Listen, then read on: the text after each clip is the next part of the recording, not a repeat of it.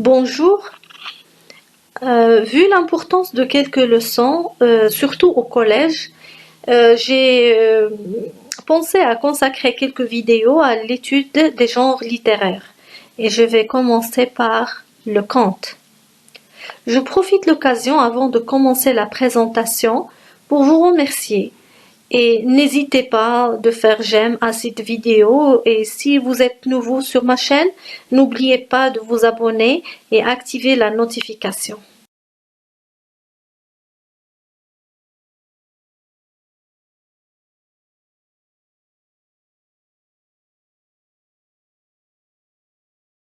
Avant de découvrir les caractéristiques d'un conte, il faut tout d'abord reconnaître les origines de ce dernier. Les contes se sont d'abord transmis oralement, de bouche à oreille, par des conteurs lors des veillées populaires et familiales. Et on voit ici l'image qui nous montre un homme âgé entouré de ses petits-enfants qui est en train de raconter une histoire, un conte tout simplement. Donc il est de tradition d'admettre que les contes sont transmis oralement par l'intermédiaire de conteurs. Mais l'écrit intervient dans la diffusion de ces histoires. C'est-à-dire, après un certain moment, on a commencé à enregistrer ces contes dans des livres.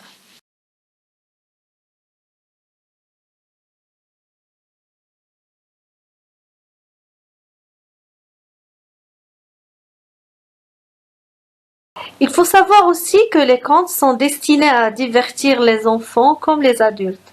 Mais ces récits ont une valeur éducative aussi, car ils sont souvent porteurs d'une morale ou cherchent à expliquer les énigmes de l'univers.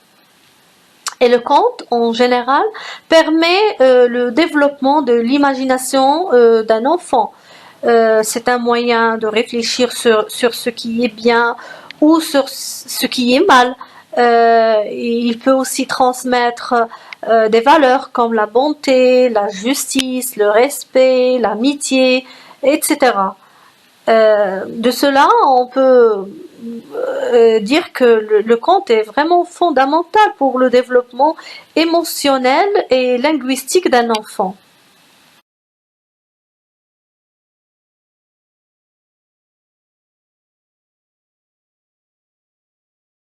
Après cette petite introduction, nous allons passer aux caractéristiques du conte. Et on va commencer par la formule d'entrée, les personnages et le cadre. Les contes commencent en général par « Il était une fois ». C'est une formule qui introduit le lecteur dans un univers féerique. Puis, on a les personnages qui sont peu caractérisés et qui évoluent dans des lieux imprécis. Ici, bien sûr, un lieu imprécis, c'est-à-dire on ne donne pas vraiment un lieu qui existe. En général, dans les contes, on trouve que l'histoire se passe dans un château, dans un pays lointain. Il n'y a pas vraiment un lieu précis. Et bien évidemment, l'histoire se déroule dans un passé lointain. Quand on dit « il était une fois », la date n'est pas vraiment précisée, d'accord? Donc, un passé lointain.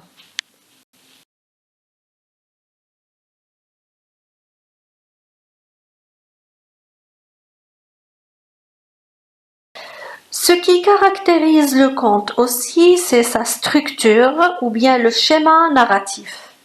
Et on va utiliser cette courbe, la courbe narrative, qui facilite la compréhension de la structure d'un texte narratif et de l'évolution d'une histoire en général.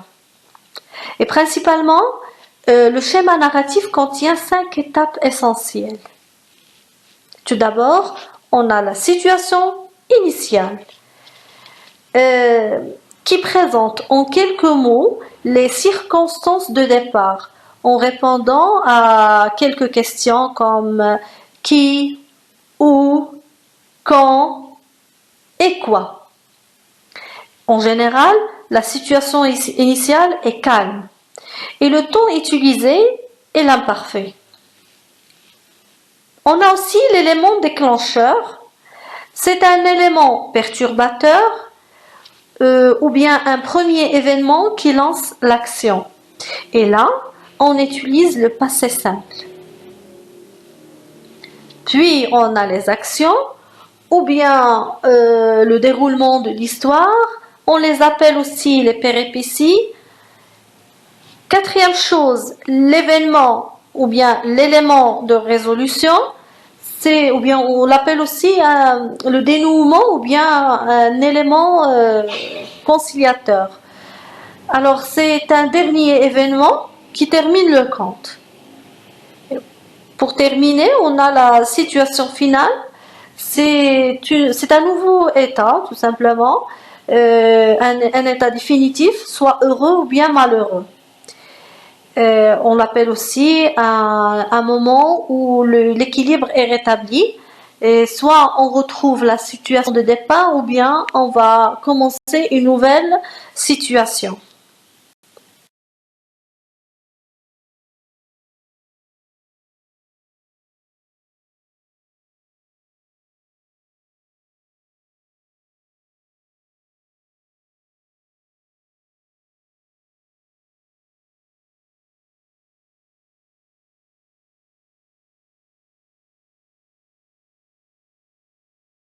On a aussi la fonction des personnages ou bien le schéma actentiel qui caractérise le conte. Au début du conte, le héros est en quête de quelque chose qui lui manque. Soit un enfant, l'argent, l'amour. L'essentiel, il est en train de chercher quelque chose. Après, le héros agit. Et là, bien sûr, il va agir soit poussé par un sentiment fort comme l'amour, la jalousie, la colère, ou par un autre personnage qui peut l'envoyer en mission. Troisième étape, le héros affronte les épreuves ou bien les tâches qui sont considérées comme impossibles. Et pendant bien sûr ce moment-là, il est aidé par des adjuvants et les adjuvants sont les personnes, des objets, des êtres imaginaires qui aident le héros à atteindre son but. Ou bien il peut être contrarié par des opposants, ce sont aussi des personnes, des objets, des êtres surnaturels qui l'empêchent à réaliser son but ou bien à terminer sa quête.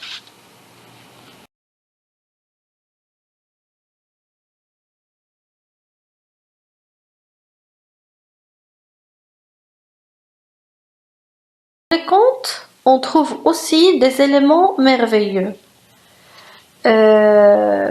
Ou bien des personnages à caractère magique, comme les fées, les sorcières, les ogres, les génies, les objets magiques, des personnes qui se métamorphosent, des créatures surnaturelles, etc.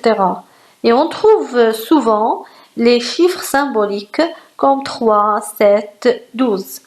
Ce sont des chiffres provenant de croyances anciennes ou religieuses.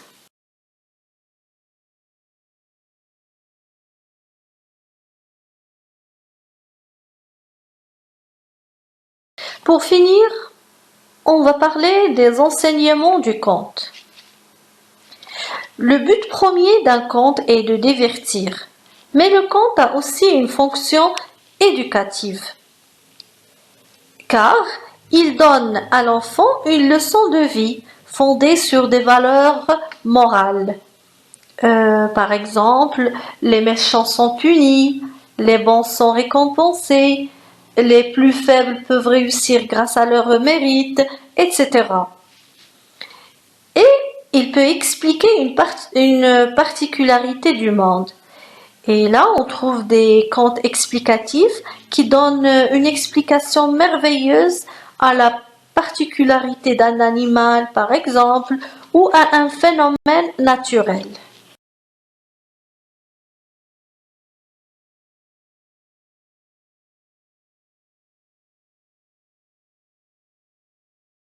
J'espère que l'explication était bien claire et bien détaillée. Je vous souhaite bon courage et à la prochaine.